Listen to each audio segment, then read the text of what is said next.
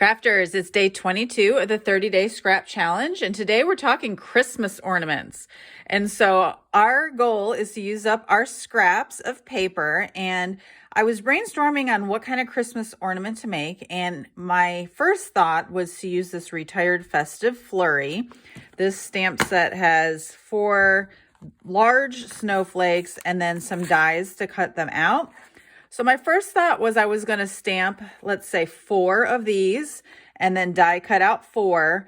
And then you've probably seen this before where you score it down the middle, fold it, and then glue the 2 connecting pieces together. So you have like a 3-dimensional snowflake, and then you can add some ribbon to the top and put it on a Christmas tree. So that was my first thought. I don't know if I'm going to get to that today. Instead, I'm going to show you 2 other ideas for using up your scraps, and they are more of a 3D kind of project where I'm going to need some Mod Podge. So if you don't have some Mod Podge, you might want to grab some, because I think you'll probably want to use it maybe on this challenge, but also some of the other upcoming challenges that are 3-dimensional. So this is just like a $1 travel kind of size that I probably got at Michael's, and then a little sponge brush to do it. So my favorite Christmas ornament that I have made before, and I've actually done it in a little workshop at my former church, was this little wood block ornament. And so, you know, you might not feel like making Christmas ornaments right now, so you might not be inclined to order this, but I am going to put the link for the wood blocks in the description below, as well as these little hooks that you just screw into the wood. So I got these on Amazon. You usually have to buy them in bulk, and so I think you can get like 15 or 20 in a package. And I love it because I think it's just a 2x2 wood block. And so you can just cut up your DSP in 2x2 pieces and then apply the Mod Podge, apply the paper, and then apply some more Mod Podge. I decided to make mine geared towards my kids. So I made this one back in 2011, but I just put an S for my one son, Silas, and an A for my other son, Andreas. And then it captures how old they were in 2011. And I make a Christmas ornament every year that includes photos. And so this was a way to use up DSP and photos. Another fun idea for those of you that might do craft fairs is I made some DIY packets where I threw in a block, I threw in the hook, I threw in some ribbon, and I threw in the pre-cut pieces of DSP. I actually put in a thing of Mod Podge, and I don't think I included a brush. But then I sold the whole packet for like $6 or something like that. The idea was people could buy the packets and then go home and have a little fun craft with their family at Christmas time. And obviously they could add their own pictures if they wanted. Otherwise it was just, you know, a solid block. But I just love this one. This is my favorite. I should probably make another one that's a little bit more recent. But anyhow, so I wanted to share this idea. The other idea that I had was using these wood pieces. And I had these just sitting around. I'll tell you where I see these ideas like on Pinterest or Facebook or something, and I say, oh, I want to make that. And so I buy what I need to make it, and then sometimes I never get around to making it. But back when COVID first started, you probably saw, I don't know if it was a Christmas ornament or just what it was, but it was like a ruler, and it was meant to indicate something, some funny quote about COVID and staying 6 feet apart. And so I was going to make a ruler and then, you know, say something about 2020, stay 6 feet apart, and then probably put a picture on the back. Well, I'm over COVID and I don't want to make a Christmas ornament about COVID anymore. So I'm like, okay, what do I do with these wood pieces?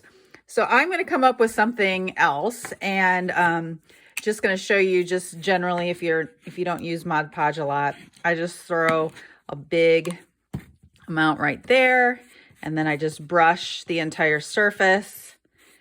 And then I should have picked up my paper first, but because this is a Christmas challenge, I have a bin of Christmas paper, so I'm just going to pick one out there. But you just want to coat the whole surface. Okay. Here's my Christmas paper. So I want a piece is big enough, and this one's big enough. So I think I like this side better.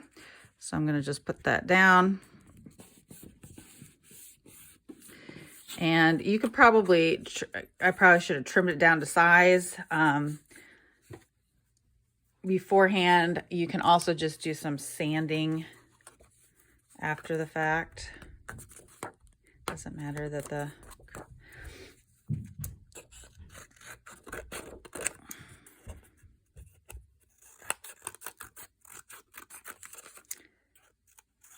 Stampin' Up! Used to sell like a sanding block, and I have that somewhere, so I'll probably grab that. Otherwise, you can just use sandpaper, right?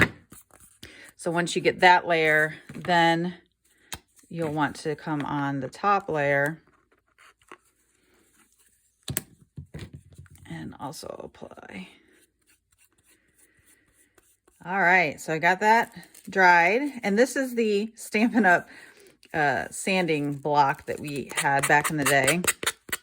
So I'm just going to sort of do the corners to sand it down.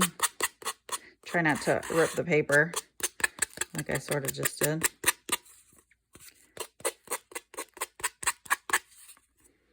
Okay, I'm not sure if I'm going to do the back yet or if I'm going to put a picture on the back. So I'm going to hold off on that just for now. But I have lots of these, so I'll probably make some up and give them as gifts. So my next thought was I wanted to put some decorations on there, and I'm always inclined to pull out my little bin of Scrabble letters, and I'm running low on some letters as I was just sorting through, so I need to buy another game at a yard sale. I also had these little like die cuts probably that I bought at a local craft store, and so I found some to spell out a word. So I'm going to do Merry Christmas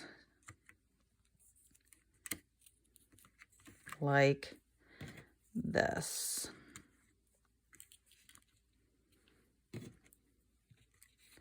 It's upside down.